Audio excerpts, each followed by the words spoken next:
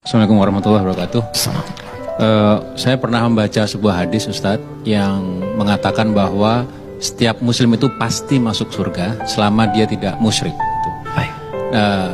Pertanyaan saya, kalaupun seorang muslim ini ibadahnya biasa-biasa saja, itu masuk surga dan pintu yang mana, Ustadz? Terima kasih. Apakah setiap muslim itu berpeluang masuk surga? Betul. Jika masih ada iman dalam dirinya, itu terdapat dalam hadis riwayat Al-Bukhari, Kitabul Iman, bab yang pertama, kitab yang pertama, nomor hadis dari 8 sampai dengan hadis ke-10, paling kiri di pertengahan posisi di kitab ini. Jadi di Kitabul Iman ada 57 hadis. Di antara babnya menyampaikan, perhatikan kalimatnya, setiap orang beriman itu akan masuk surga sepanjang ada kadar iman dalam dirinya, walaupun kana bimithli dzarrah, walaupun kadar iman itu kecil masih ada dalam dirinya.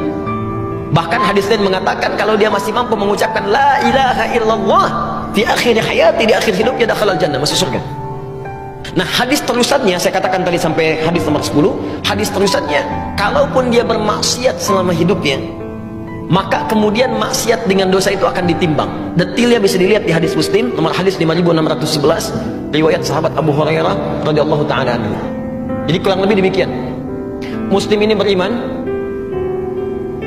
kemudian dia beramal soleh, contohnya sholat, dia puasa, dan seterusnya. Dia juga beramal salah, maaf, dia gibah, dia senang mencela, dia berselisih, dan seterusnya. Maka pahala amal soleh ini akan ditutupkan kepada amal salahnya. Ada orang sholat, setelah sholat mencela orang lain, maka pahala sholatnya diberikan kepada yang dicela otomatis.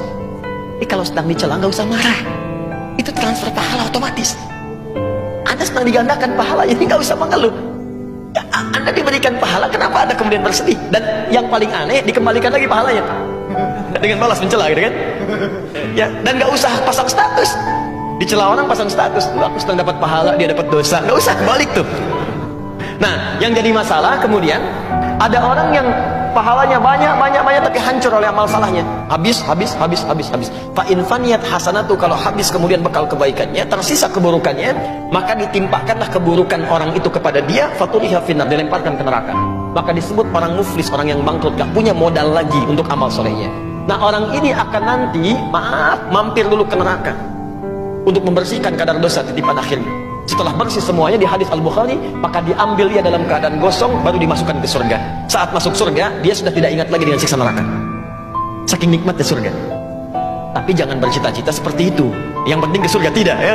Karena neraka itu, mohon izin sebelum saya simpulkan, neraka itu satu harinya itu 1000 tahun, satu detiknya 48 hari. Siksa paling ringannya, Quran surah keempat ayat 56, paling ringan, ditarik ubun-ubunnya, dicelupkan.